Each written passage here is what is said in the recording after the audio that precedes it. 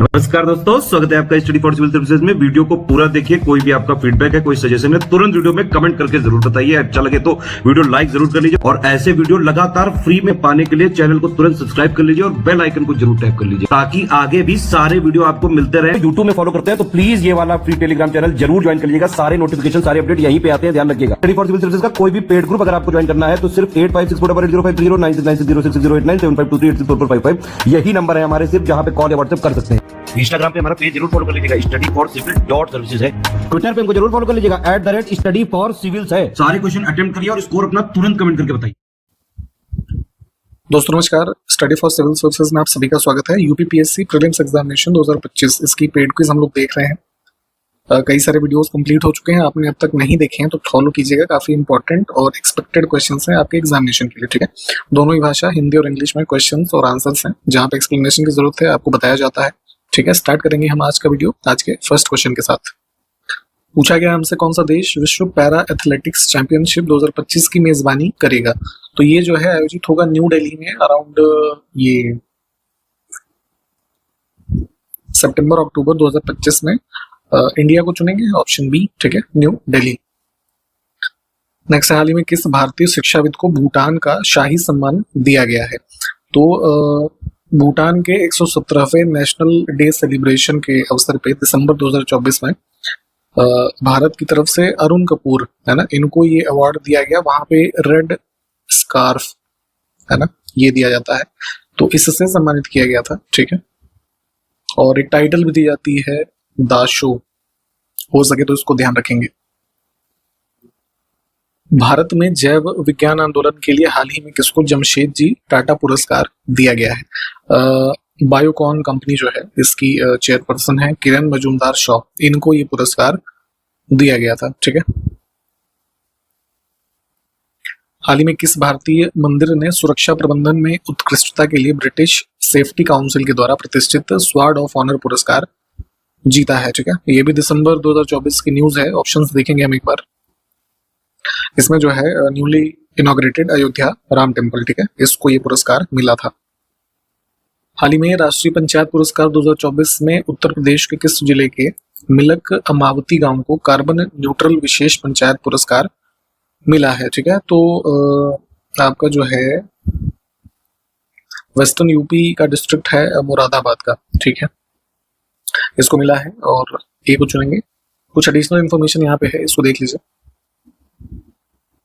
Next है दिसंबर 2024 में किस राज्य के पूर्व मुख्यमंत्री ओम प्रकाश चौटाला का निधन हो गया। तो हरियाणा के ये चीफ मिनिस्टर थे और निधन हुआ है इनका 20 दिसंबर। डेट्स भी याद रखने की कोशिश करें, आजकल डेट भी पूछ ली जाती है चूंकि।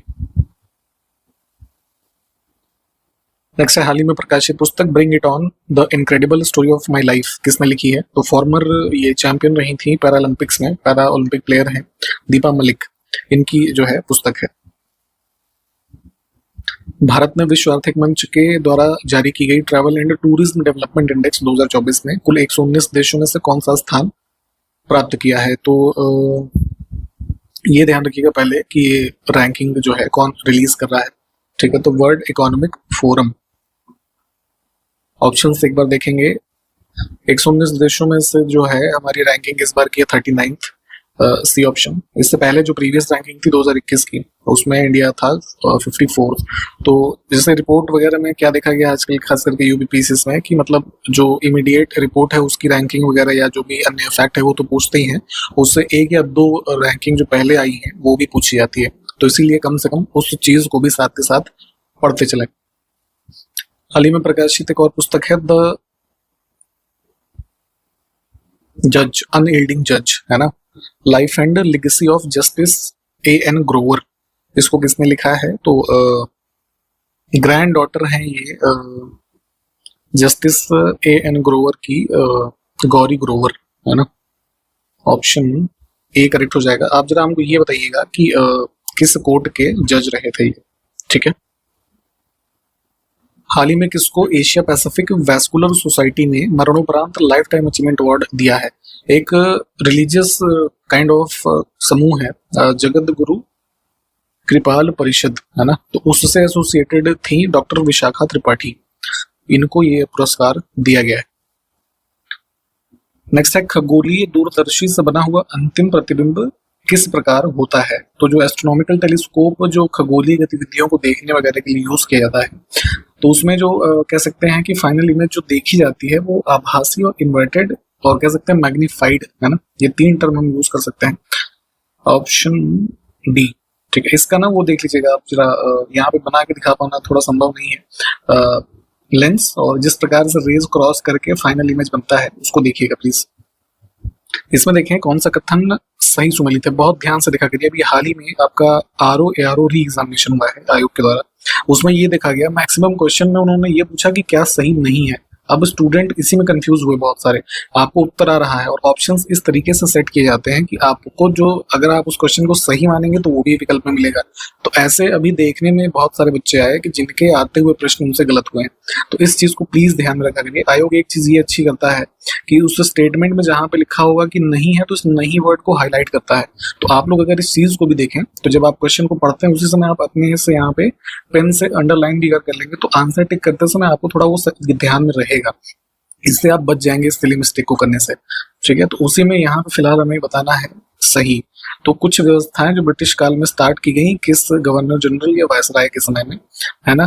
तो जैसे ये इवेंट अलग से आप पढ़ लीजिएगा, 1818 के आसपास का है। इस टाइम पे देखेंगे governor general of Bengal region में कौन है, लॉर्ड हेस्टिंग, है ना। इसको सप्रेस किया गया। सती प्रथा का अंत जैसे काफी पॉपुलर है 1829 विलियम बेंटिक का। तो ये बेसिकली सारे ही सही हैं। गुरुत्वाकर्षण बल जो पृथ्वी पर महसूस किया जाता है या कार्य करता है तो किस स्थान पर अधिकतम होता है, ठीक है। तो मैक्सिमम होता है ये जो हमारे नॉर्थ पोल और साउथ पोल ये वाला क्षेत्र है यहाँ पे, ठीक है। एक क्वेश्चन का आंसर आप ये बताएंगे कि कहाँ पे न्यूनतम होता है। इसमें से किसने नवीन सापेक्षता सिद्धांत प्रतिपादित किया था। फिजिक्स में आपने पढ़ा होगा शायद ये रिलेटिविटी का कॉन्सेप्ट जो संबंधित रहा आइंस्टीन से, ठीक है। तो उसी को बाद में कह सकते हैं रिवाइज करके न्यू रिलेटिव प्रिंसिपल के रूप में प्रोपाउंड किया था जेवी नार्लिकर इन्होंने। मतलब इसमें बहुत कुछ याद नहीं रखना, ये नाम और ये जो प्रिंसिपल है उसको ध्यान रखेंगे। इतना ही पूछते हैं प्रीलिम्स में आपके। कुछ प्रमुख आविष्कार साइंटिफिक, उसके रेफरेंस में साइंटिस्ट का नाम जिसने खोज की। तो सहयोग में देखिए यहाँ पे पूछा गया है, तो डायनमो, डायनामाइट, पेंसिलिन, तीनों ही ठीक है यहाँ पे। नासा का एक मिशन था कैसनी, ये किस ग्रह के मिशन पर रहा, अब है नहीं, मतलब ये पहले था। अराउंड 2004 में लॉन्च किया गया था ये। जो सैटर्न है शनि, ठीक है। तो उसका जो एटमॉस्फेयर वहां पे गैसेस वगैरह है उसकी प्रोब से संबंधित ये नासा ने इसको लॉन्च किया था। मेनली वही था कि जो सैटर्न के सराउंड में हम ऐसे गैसियस रिंग्स देखते हैं, ये हमने पहले बताया है किस गैस की होती है, जरा कमेंट करके बताइएगा, ठीक है। तो इसके अध्ययन के लिए इसको लॉन्च किया गया था। 1966 में Indian institute of remote sensing कहाँ पर स्थापित किया गया था। काफी इंपॉर्टेंट एक ऑर्गेनाइजेशन है जो है इसरो के अंतर्गत कार्य करने वाला। देहरादून में है ये, उत्तराखंड। 2 कथन फिर से है, सही को देखना है। महर्षि वाल्मीकि का आश्रम बिठूर में है, ठीक है। तो ये मेनली जो है उस समय कहा जाता था ब्रह्मवर्त, है ना, जो वर्तमान हमारा ये उत्तर प्रदेश में कानपुर जिला है, ठीक है। यहाँ का क्षेत्र है बिठूर, गंगा नदी के किनारे। तो यहाँ पे ये आश्रम रहा, ठीक है। और उत्तर प्रदेश में ही बांदा का जो किला है, तो मुगल काल में अकबर के द्वारा 1569 में उसको जीता गया था। ये बात भी ठीक है।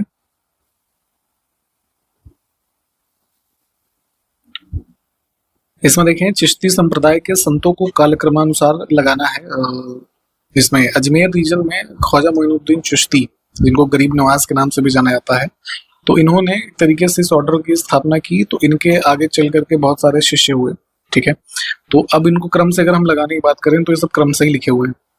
इनको चाहे तो आप अलग से एक बार पढ़ लीजिएगा, 1 2 3 4 5 ही होगा आंसर।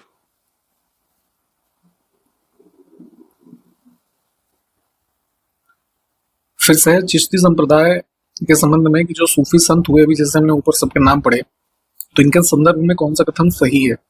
तो बेसिकली क्या था कि इनके समय काल में जो इनके राजा या जो कुलीन धनवान थे उनसे ये बहुत संबंध नहीं रखते थे, ठीक है।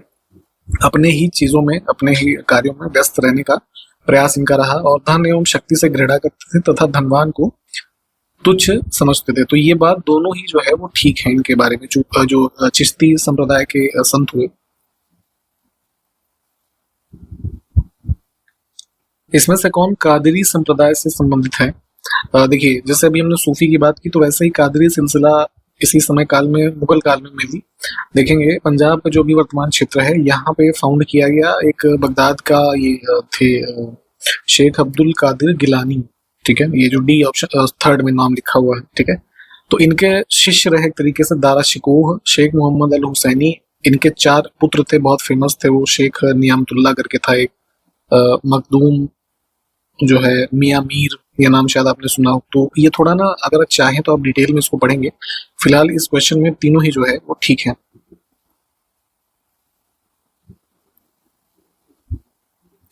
अब है नक्शबंदी के संदर्भ में क्या सही है? तो ये भी एक सूफी ऑर्डर था, जो है इसकी स्थापना या फाउंडेशन कह सकते हैं ख्वाजा पीर मोहम्मद के द्वारा की गई थी। ये नाम ध्यान रखेंगे, अलग से ही पूछा जाता है ये क्वेश्चन, है ना, वन लाइनर फॉर्म में। और काफी ऑर्थोडॉक्स इनकी थिंकिंग थी। ये जो शिया फिलॉसफी थी, इसके उसको अपोज करते थे। इसी के चलते कई सारे लोगों को जहांगीर के शासनकाल में अरेस्ट वगैरह कराया गया था, है ना, जिसमें से जैसे ये इस सिलसिले के एक प्रमुख अनुयायी थे शेख अहमद असर हिंदी। ठीक है, तो दोनों फिलहाल इसमें भी ठीक है।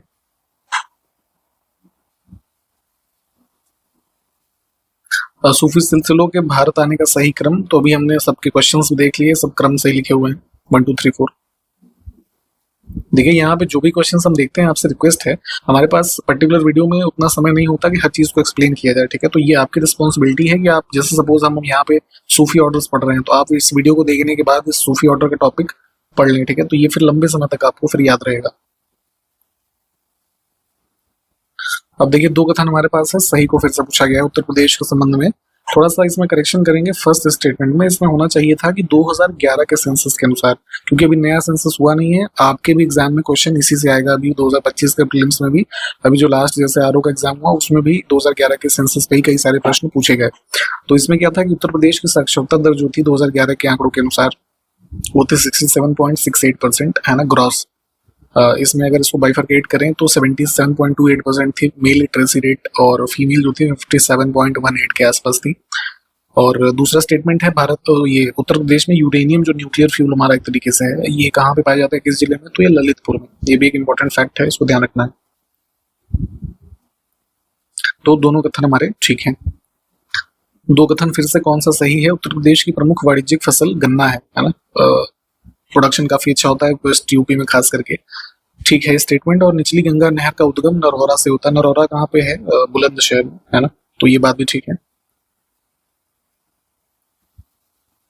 ठीक, एक इन्फॉर्मेशन आपको देंगे हमारे पेड ग्रुप्स के बारे में।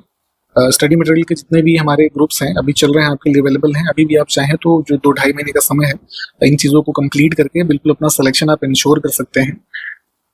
और इसके साथ साथ जो हमारी प्रैक्टिस वाली चीज़ें हैं, खास करके टेस्ट सीरीज और पेड क्विज, है ना, काफ़ी इफेक्टिव है।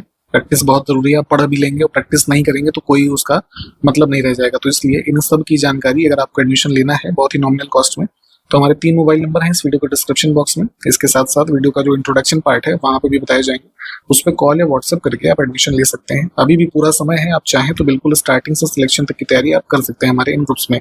इसके अलावा जो अन्य एग्जामिनेशन हैं जैसे कि बीपीएससी, आपका बीईओ, है ना, ब्लॉक एजुकेशन ऑफिसर, या फिर अन्य एग्जामिनेशन जैसे भी अगर कोई टीचर्स के एग्जाम्स की प्रिपरेशन कर रहे हैं आप, जैसे एलटी ग्रेड की वैकेंसी आई है, उसके ग्रुप्स हमारे चल रहे हैं। ठीक है, इसके अलावा यूके पीएससी, इन सब की भी इन्फॉर्मेशन अगर आप चाहें ग्रुप्स की तो मिल जाएगी। इसी 3 मोबाइल नंबर जो हमारे हमने बताए थे आपको डिस्क्रिप्शन बॉक्स में और इंट्रोडक्शन वाले पार्ट में दिए गए हैं। भगवत गीता, श्रीमद् भगवत गीता, इसको आप जानते होंगे। तो ज्ञानेश्वरी नामक एक काइंड ऑफ कह सकते हैं कमेंट्री है इस पर्टिकुलर पुस्तक के ऊपर, हमारे ऊपर। इसको किसने लिखा था? तो 13th सेंचुरी के कह सकते हैं इंडियन मराठी, है ना, एक भाषा कह सकते हैं, उससे संबंधित संत हुए ये ज्ञानदेव। ठीक है, ज्ञानदेव इनका उपनाम था। वैसे तो इनको संत ध्यानेश्वर इनके इस नाम से जानते थे। तो इन्होंने इसके ऊपर ये जो है कमेंट्री लिखी थी ज्ञानेश्वरी नाम से, भगवत गीता के ऊपर। आपको एक प्रश्न का उत्तर अब देना है कि भगवत गीता मूल रूप से किसके द्वारा लिखी गई है। नेक्स्ट है शिक्षा अष्टक, किसने लिखी थी? जिसे शास्त्रों का सार कहा जाता है। ठीक है, तो जितने भी शास्त्रों के बारे में आप सुनते पढ़ते होंगे, है ना, तो उसी का एक एसेंस है ना, जो कि 8 छंदों के रूप में लिखा गया है, शिक्षा अष्टक जिसको कहा गया। तो चैतन्य महाप्रभु, इन्होंने लिखा है इसको, ऑप्शन डी। भारत में जो है रामसर साइट्स हैं, जो वेटलैंड्स होते हैं, उनको ये रिकॉग्निशन मिलता है रामसर कन्वेंशन के अंतर्गत। तो जिन ऑप्शंस में जो नाम लिखे हैं कौन कौन सा इसमें रामसर साइट है, तो हालांकि ये सारे तो है ही है ना। एक चीज लेटेस्ट फैक्ट आप याद रखेंगे, अभी जून 2025 तक के इंफॉर्मेशन के अनुसार, है ना, जो लेटेस्ट 2 रामसर साइट्स ऐड हुई हैं भारत की इस सूची में, जिसको लेकर के कुल संख्या हो गई 91 साइट्स की। एक तो सबसे इंपॉर्टेंट फैक्ट आपके एग्जाम के लिए ये है, जो सबसे लेटेस्ट 2 हैं। हालांकि आपके एग्जाम के 1 महीने पहले तक अगर कुछ और ऐड होगा तो वो भी पूछे जाने की संभावना है, उसको अलग से पढ़िएगा। फिलहाल इसमें जो है एक थी खींचन, है ना, फलोदी नामक स्थान पे, और दूसरा मीनार, ये उदयपुर में, ठीक है। तो राजस्थान में दोनों हैं साइट्स। तो अब कुल संख्या 91, फिलहाल ये सारे जो हैं रामसर साइट्स ही हैं। अरावली पर्वत श्रृंखला जो सबसे ओल्डेस्ट मानी जाती है इंडिया में, फोल्ड माउंटेन का एग्जांपल है, ठीक है। तो किस राज्य में अवस्थित नहीं है, इन विकल्पों में हम देखेंगे तो पंजाब में इसका क्षेत्र नहीं है, राजस्थान में मुख्यतः गुजरात, हरियाणा और दिल्ली, है ना। और जो हाईएस्ट पीक इसका पूछते हैं क्या है, वो गुरु शिखर, है ना। इन सब चीजों को ध्यान रखेंगे। इसको मैप पे लोकेट कर लीजिएगा। मध्य प्रदेश का प्रसिद्ध पर्वतीय स्थल है पचमढ़ी, किस पर्वत श्रृंखला में स्थित है, तो लगभग मध्य भारत में ही, मध्य प्रदेश में सतपुड़ा रेंज का पार्ट है। नेक्स्ट है वेनिया जलप्रपात भारत के किस राज्य में है। वाटरफॉल्स अक्सर पूछे जाते हैं, स्पेशली हर साल ही पूछे जाते हैं, ठीक है। ऐसे 4 की सूची दे दी जाएगी, संबंधित नदी या संबंधित राज्य उससे मैच कराना रहेगा आपको, ठीक है। मैचिंग वाले क्वेश्चंस की प्रैक्टिस बहुत करें, यूपीपीसीएस का फेवरेट पैटर्न है ये क्वेश्चन पूछने का, प्रीलिम्स में खास करके। तो ये है मेघालय में, है ना, किन्शी रिवर करके है, ठीक है, उससे संबंधित। लाला लाजपत राय के लेखन का चयन करें। काफी एक महान एक फ्रीडम फाइटर हुए हमारे फ्रीडम स्ट्रगल में लाला लाजपत राय जी, ठीक है। तो कई सारी इनकी राइटिंग्स हैं जो पूछी जाती हैं। तो the story of my deportation, unhappy India, Arya Samaj, है ना, ये सब प्रमुख जो है राइटिंग्स हैं इनकी, तीनों ही ठीक है।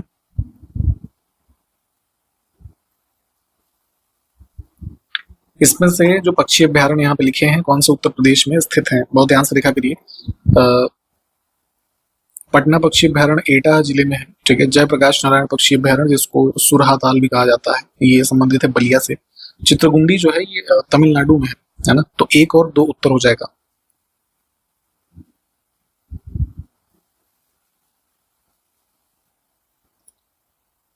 चोल शासक काफी प्रमुख रहे, है ना। तो इनके काल में जो सोने का सिक्का चलता था उसको क्या कहते थे, तो प्रमुख रूप से चलता था पून, है ना। इसके अलावा ये काशू और कलंजू, है ना, ये भी ठीक है। ऑप्शन हम डी को चुनेंगे। भारत में प्रथम मकबरा जो शुद्ध इस्लामी शैली में निर्मित हुआ, या इसमें क्वेश्चन ये भी पूछते हैं कि ट्रू इस्लामिक आर्क जिस मकबरे में देखा गया वो कौन सा है, तो बलबन का है ना। ऑप्शन बी, दिल्ली में कंस्ट्रक्ट हुआ ये। नेक्स्ट है भारतीय वास्तुकला में सुर्खी का प्रारंभ कब हुआ। कुषाण टाइम पीरियड में देखेंगे जो आर्किटेक्चर्स बने, स्पेशली ये मथुरा रीजन में, इसमें ये यूज होता था। बेसिकली एक पाउडर होता था ये, कह सकते हैं जली हुई मिट्टी, क्ले से और कुछ ब्रिक्स को मिला करके बनाया जाता था ये। तो आर्किटेक्चर्स वगैरह में इसको यूज करते थे। दिल्ली में कुतुब मीनार जो है उसके कंस्ट्रक्शन में 2-3 शासकों का हाथ रहा, तो वही पूछा गया कि किसका योगदान इसमें नहीं है। देखिए कंस्ट्रक्शन कुतुबुद्दीन ऐबक ने स्टार्ट करवाया, उसके कुछ दिन बाद उसकी मृत्यु हो गई, ठीक है। तो उसके बाद उसको कंप्लीट करवाया बाकी इल्तुतमिश ने, और जो सबसे टॉप स्टोरी उसकी बनी है ना, उसको बनवाया था फिरोज शाह तुगलक ने, ठीक है। तो 3 लोग हो गए, है ना। तो गयासुद्दीन तुगलक जो है ये ऑड हो गया। तो आपसे क्वेश्चन फिर से है कि कंस्ट्रक्शन किस ईयर में स्टार्ट हुआ था और किस ईयर में कंप्लीट हुआ, ठीक है, इसको बताइएगा। नेक्स्ट है फवायदुल फवाद, एक पुस्तक है शेख निजामुद्दीन औलिया की बातचीत का विवरण, यानी कि जो सूफी संतों के साथ उनके कई सारे डिस्कशंस हुए उसका कंपाइलेशन है ना। तो इसका संकलन इसमें से किसने किया, तो ये जो था अमीर हसन सिज्जी, ऑप्शन फर्स्ट। ये नाम बड़े इंपॉर्टेंट हैं यूपीपीसीएस में, खास करके मध्यकाल की ये वाली पुस्तकें, ऐसी पुस्तकें पूछी जाती हैं जो पीवाईक्यू में भी नहीं आई है ना। तो इसीलिए जो भी क्वेश्चन में ये सब नाम दिखे इसको अलग से या तो नोट कर लीजिए, है ना, या फिर जैसे पेड मेंबर्स में ये आप होंगे हमारे, वहाँ पे ये चीजें ऑलरेडी दी गई है ना, तो इसको याद करना है। पुराणों का अध्ययन करने वाला प्रथम मुस्लिम किसको माना जाता है? तो ये था अल बरूनी। 11वीं सेंचुरी में देखेंगे काफी रिनोन्ड स्कॉलर इस टाइम पीरियड का, और इंडियन कल्चर और रिलीजन के स्टडी में इसने पुराणों को भी, है ना, उसका अध्ययन किया। इस रूप में ये जाना जाता है। Option B. इसमें से कौन सा एक अष्टभुजीय मकबरा है? जो है, जैसे मैथ्स में आपने पढ़ा होगा, है ना, अष्टभुज, ऑक्टागन, तो उस रूप में ये मकबरा बना सिकंदर लोदी का दिल्ली में, और इसको कह सकते हैं इंडियन सब कॉन्टिनेंट में पहला गार्डन टॉम्ब के रूप में भी जाना जाता है। ठीक है, तो 8 साइडेड डिजाइन थी। फोटो चाहे तो एक बार सर्च करके देखिएगा। इन पुस्तकों में से देखिए क्या सुमेलित नहीं है लेखक पुस्तक? सारी बुक्स इंपॉर्टेंट है अपने आप में।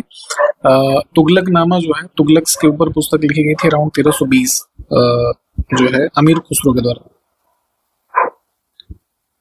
2 कथन फिर से हैं, सही को चुनना है, ये बहुत ध्यान से देखा करिए। फक ए मुदब्बिर कुतुबुद्दीन ऐबक का दरबारी इतिहासकार था जिसने तारीख ए फखरुद्दीन नामक ग्रंथ की रचना की शासनकाल से संबंधित, और एनुल मुल्क मुल्तानी, इसने इंशा ए महरू नामक ग्रंथ की रचना की। ये चीजें पहले भी पूछी गई हैं, आगे भी पूछी जाएंगी, तो इन दोनों को नाम ध्यान रखेंगे, दोनों ही ठीक है। इसी के साथ इस वीडियो को हम समाप्त करेंगे। सारे क्वेश्चंस जितने आज हमने देखे हैं, प्लीज जो नोट्स में से टॉपिक्स हैं रिवाइज करें, ठीक है। और पेड ग्रुप्स की इन्फॉर्मेशन मैंने दी थी, अभी भी आपके पास पूरा समय है, आप चाहें तो एडमिशन लेकर के अपनी पूरी तैयारी कर सकते हैं हमारे साथ। स्टडी मटेरियल के groups, test series, paid quiz, है ना, ये बहुत जरूरी है आपके प्रीलिम्स एग्जामिनेशन को क्वालिफाई करने के लिए, या फिर मेंस की प्रिपरेशन भी आप अभी से करना चाहें तो इसमें भी एडमिशन लिया जा सकता है। इन सब बातों के साथ समाप्त करते हैं वीडियो को। आगे के जो क्वेश्चन हैं हम देखते हैं अगले वीडियो में। तब तक के लिए नमस्कार, जय हिंद।